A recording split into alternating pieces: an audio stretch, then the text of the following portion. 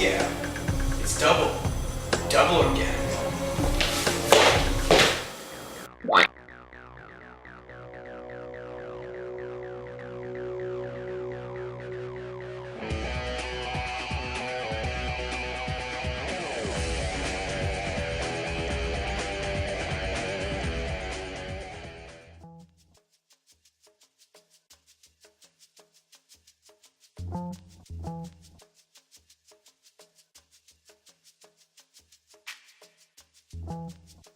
Thanksgiving or ThanksLIVIng would not be complete without a pumpkin pie, and so of course I have a pumpkin pie recipe for you with, of course, a nut-free crust, which is my style. So here's recipe number 7 of my epic low-fat, raw, vegan, nut-free. Well, that's a mouthful feast for you. So, two-step process here. We have to make our crust, and then we've got to make our filling. So I'll go over the ingredients, and then we're going to make the crust first, because it makes more sense to make the crust, then make something to put into the crust. So what we have here, first of all, is our spices. We've got some cinnamon, as well as some fresh ground nutmeg that I just ground. And next we have, of course, a pie pumpkin. So get a nice sharp chef's knife, cut it open, scrape out the seeds. That's pretty easy. Then use the knife and peel all of the skin off, and then chop it small.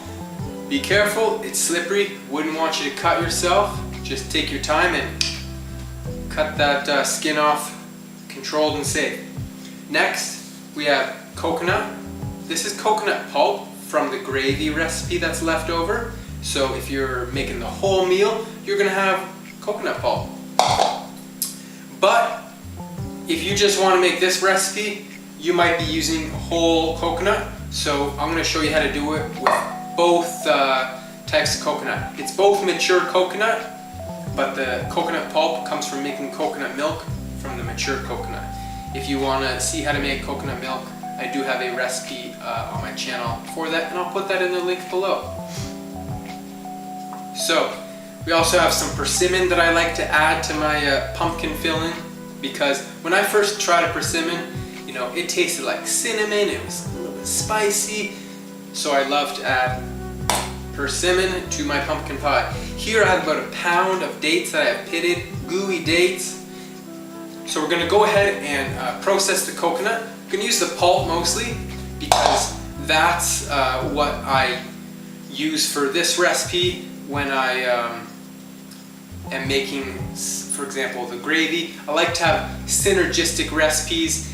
I like to use the waste from one recipe and use it in another recipe. So whenever I get coconut pulp, I throw it in some different recipes. I use it a lot in as an option in my recipes in my ebook. It's always nice in a coconut date ball or a crust. So that's what we're using it for, but I'm going to also show you how to use it for the mature coconut, like I mentioned. After we do that, we're going to blend our pumpkin and persimmon, a little bit of dates, and our spices. So off to make the crust with our dates and our coconut. I'm going to go ahead and first put some of the whole pieces of coconut in, just to show you what it would do. So let's put some of those in, and we're going to go ahead and process this. So basically we're going to get it nice and small and shredded like you might find in the store. You could also grate it on a grater as well. So we're going to go ahead and add a bunch of dates.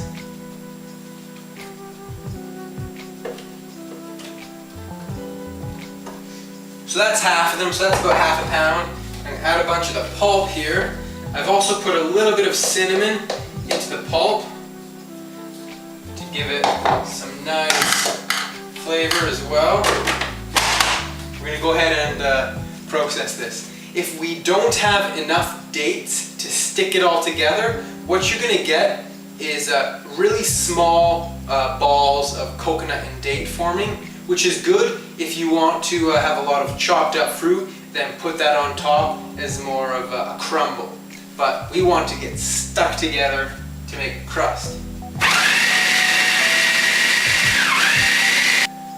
Okay, so I added that last little bit of the coconut pulp, blended it all together. We've got a perfect crust now, nice and stuck together. So basically the pulp from one entire coconut and half a pound of dates worked really well together. Some coconuts you might not get quite as much pulp, so you need a little bit less dates, but it's best to just kind of go for that consistency, and that's when we stop. So here we go. We got our date crust, coconut date crust made, and I'm gonna line it in the pie pan for you. Alright, so here's our pie crust filling. Got about 2 or 2.5 cups that I've yielded, and I'm gonna go ahead and just press it into the pie crust here, or the pie pan. And so I'm just evenly spreading it out. And a little tip that I found is to wet my fingers, and that's gonna allow the pie crust to not stick to me. But I only do that after I've mostly got it in position. Over here, it's a little bit thick, so I'm just gonna kind of keep on pushing it over to where I want it. All I did was grab a small container of water that I'm going to use to just wet my fingers ever so slightly to help spread this perfectly flat.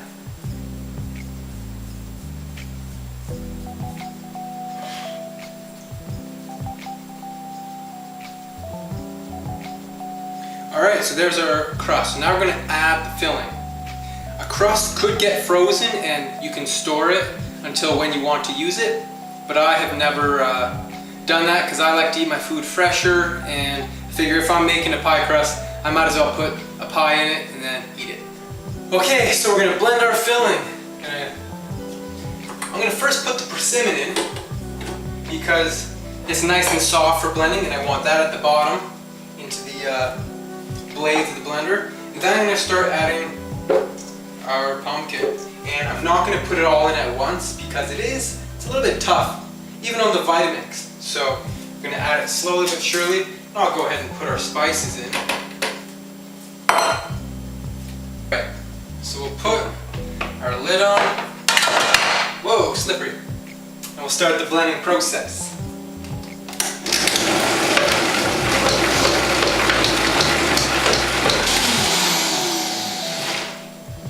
Alright, so we've got the first bit blended.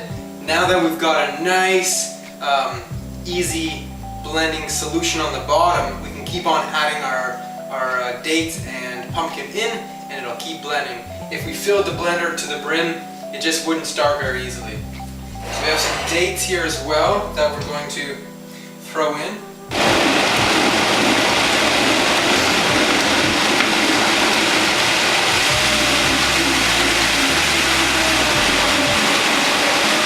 Alright, so I'm all done the blending. For my taste, I use the full pie pumpkin and half a pound of dates, and then add whatever spices you like to taste. I did about a tablespoon of cinnamon, and nutmeg was about a teaspoon. Okay, here's the last step. We finally got the crust done. We got our filling made. Gonna go ahead and pour this in and spread it around.